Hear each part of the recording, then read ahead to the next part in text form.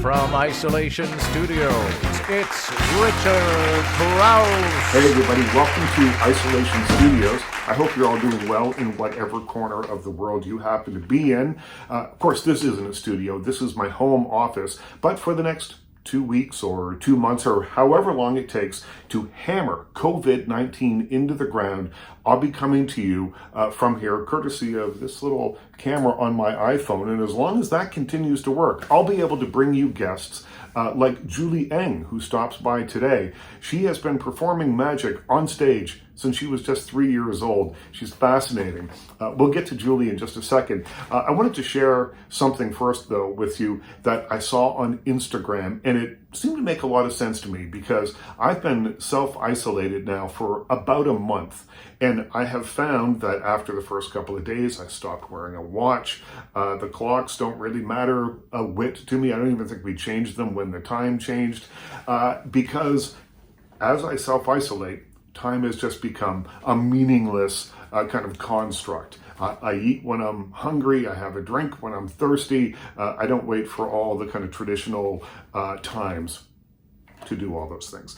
Then I saw on the official Just Lola Instagram account, and you can find lots of memes there, I saw this meme and it made me laugh. Here it is.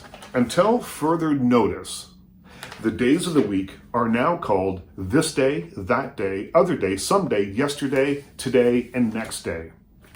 Makes a lot of sense to me. In fact, the only time of day that I know exactly what time it is around 7:30 every night. Now that the weather is nice here at Isolation Studios, we've been opening up the windows. And at 7:30 every night, our neighborhood is filled with this joyous sound of people singing, of people shouting, people banging on pots and pans in tribute to the frontline workers who are keeping us safe during this pandemic, who are working tirelessly to keep us safe during this pandemic. I love it. I love the sound. When all this is over, and it will be over, sooner rather than later, I hope. But when all that is over, I hope that we continue to show respect to these frontline workers who are putting their lives on the line right now to keep us safe.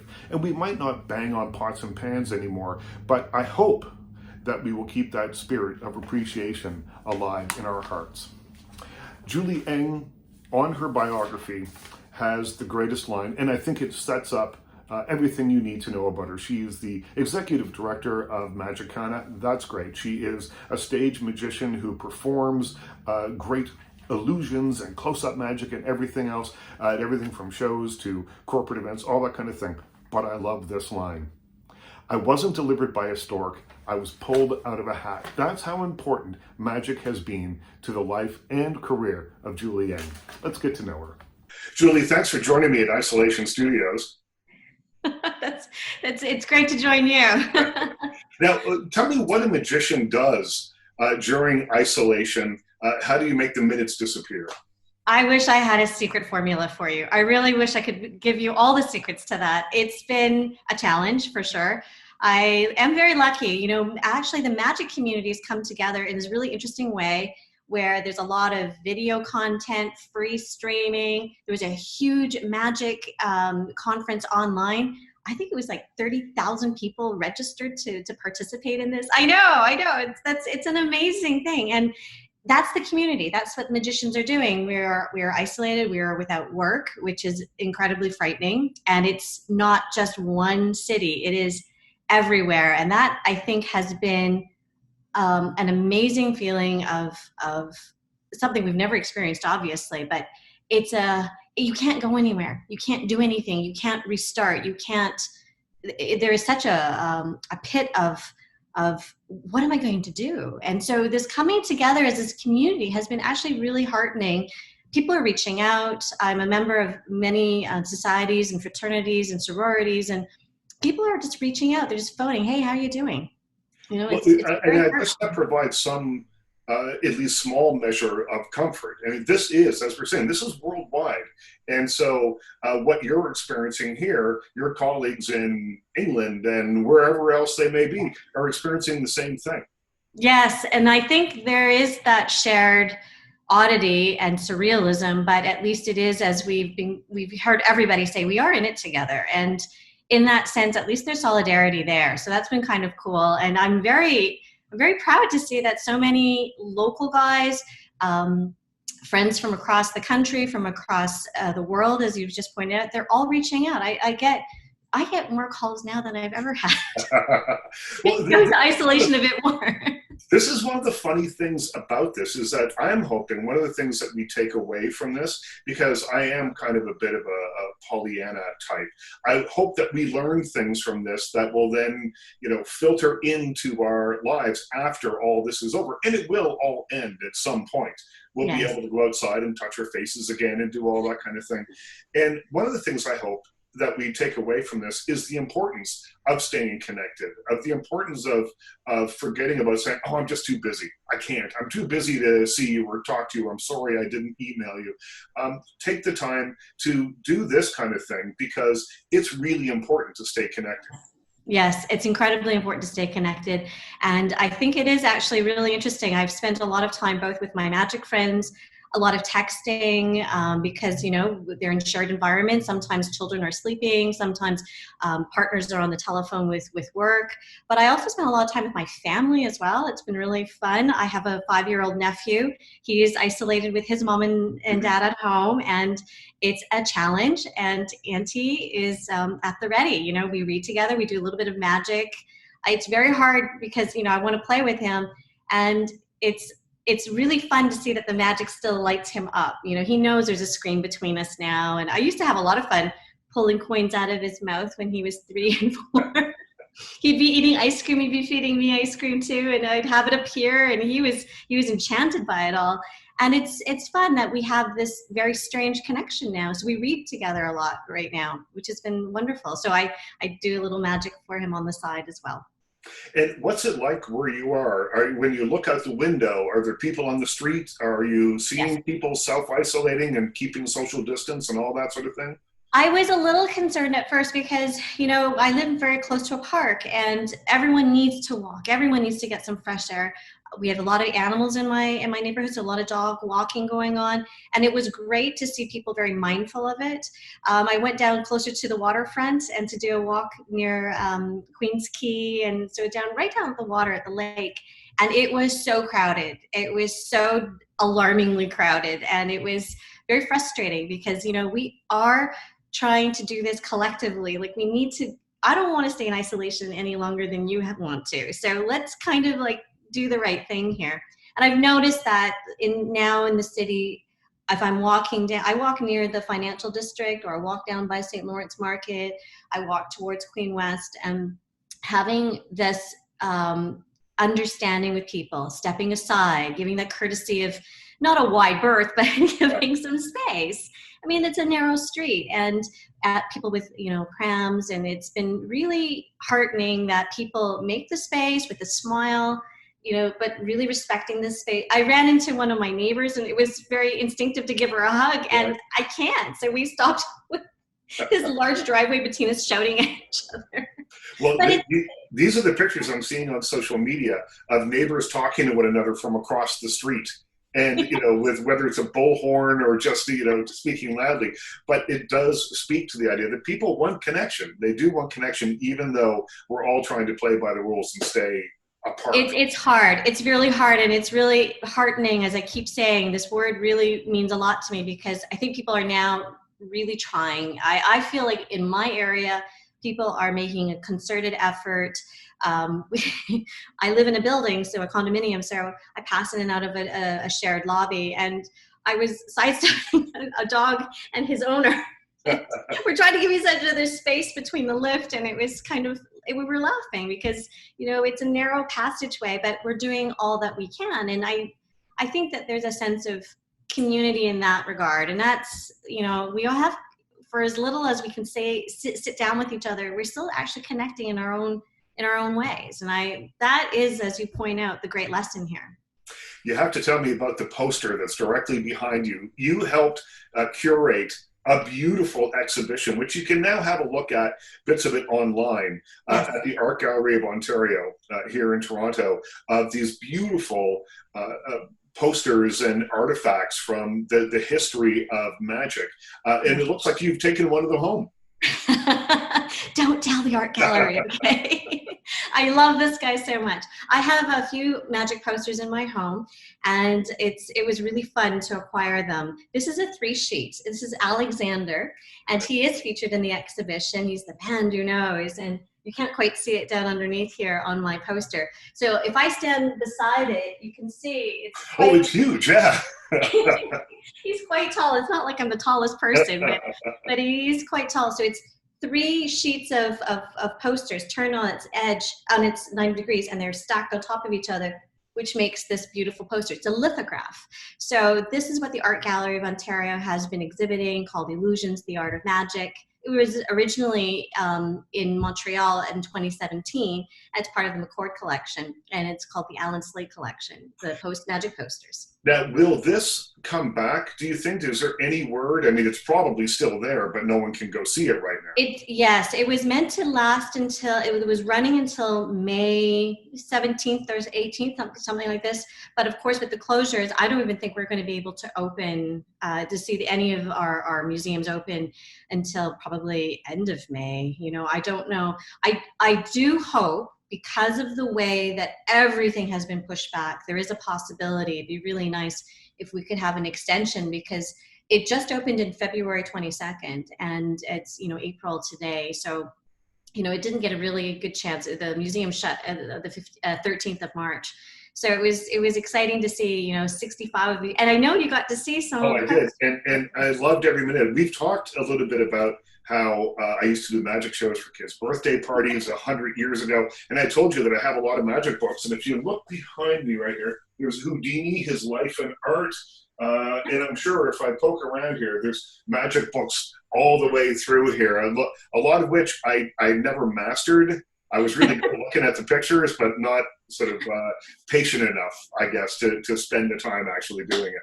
But you got to see, well, you get to see some of the magic posters, and the magic posters, as you point out, is from the golden age of magic, so about 1880 to about 1930. It's a little arbitrary in how we select at that time, but it is a golden time of theater, of how we would entertain, and also of the posters itself, like the lithographic medium itself.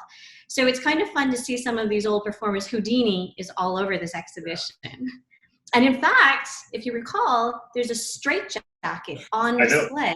I love the straitjacket. I took a photo of that. Maybe I'll see if I can put this on here so people can see it, because it's very cool. It's one he actually used.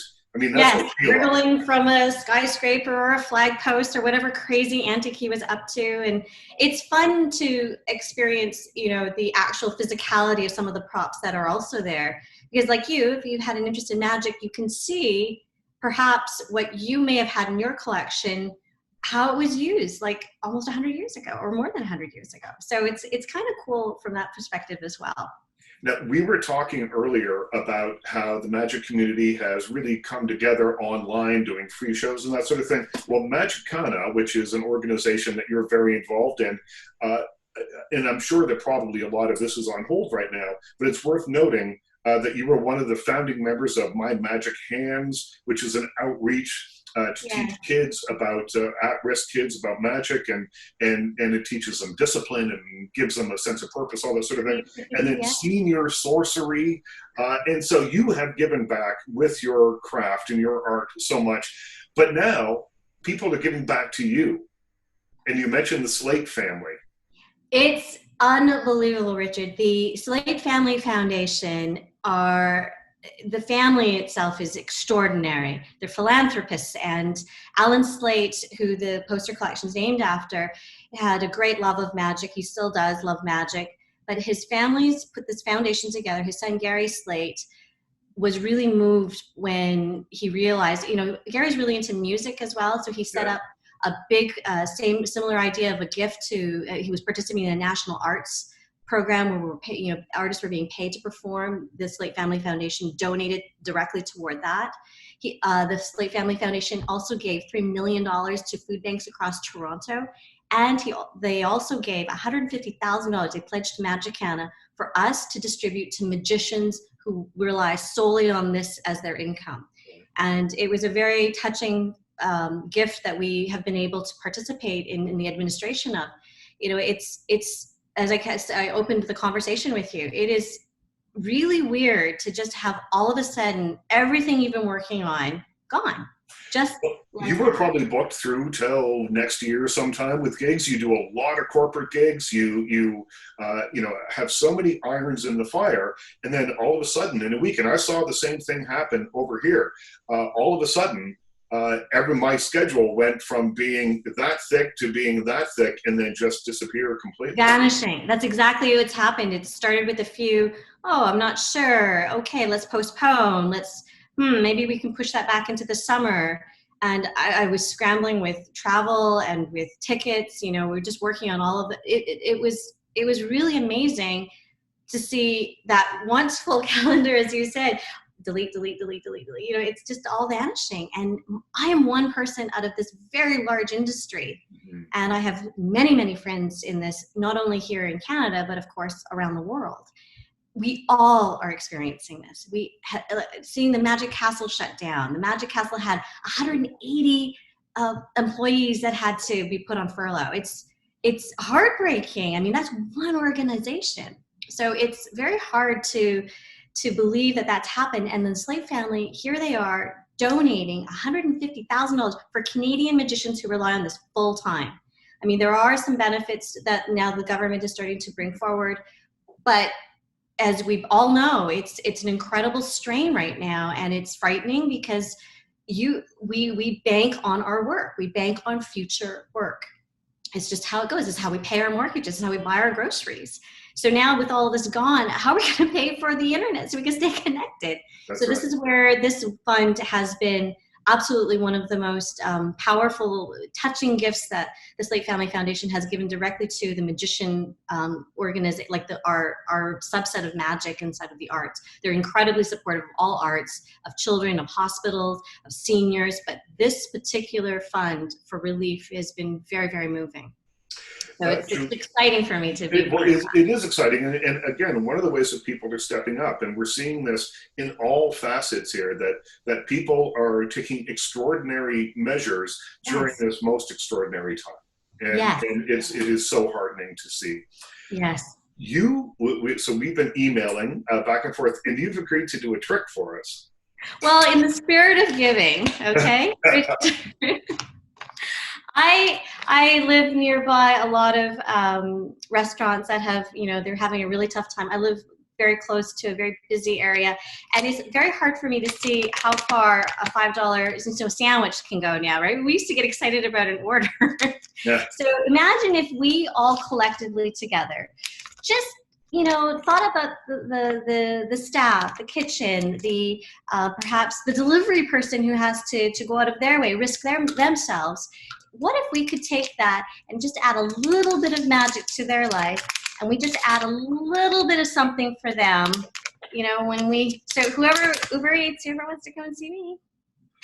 I love that so much. It's a little bit of fun. I just wanted to inspire everyone. And I want to thank you very much for doing this for us, for being stuck at home. You're finding a way to reach out to all of us. So thank you for doing that. Oh, well, listen, thank you for doing that trick. Thanks for being a guest. And the next time I see you in person, when all this is over, I have a present for you. And it's a magic wand. This is a very cool magic wand that was given to me years ago. And because, like everybody else, I am going through my house and finding things. And I thought, if there's one person I know that could make good use of this, it's Julie Eng. If I could just reach through I that. know. I feel We'll like work on that. We'll work on that. But Thank you. the next time I see you, this is yours. Oh, that's awesome. Thank you so much. What a nice gift. Thank you. Julie, thanks so much. And take care of yourself. Wash your hands. Don't touch your face. And when all this is over, we'll get together. All right. I'm looking forward to it. Thanks. See ya. That was the wonderful Julie Eng. You can find out more about her at Magicienne.com. That's the address at the bottom of your screen right here. Next time we get together, we've got a very special guest. Timothy Caulfield will be here. His book, Relax, Damn It, has been postponed because of the COVID-19 outbreak. It will now be in stores on December 1st, but he has a lot to say about managing stress, and I think you're going to want to hear what he has to say. It's interesting stuff.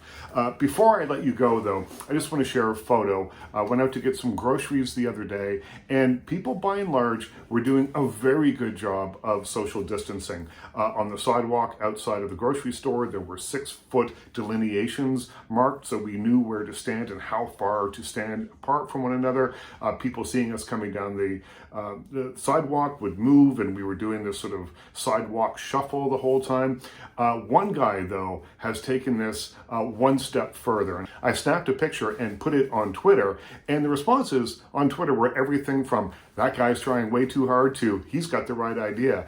You have a look and let me know what you think. My Twitter handle is @RichardCrouse. Until we speak next time, take care of yourselves, take care of everyone around you. Don't let them take unnecessary risks. And maybe around 7:30, stick your head out the window and cheer for the frontline workers that are working so hard to keep us safe. We'll talk to you again soon.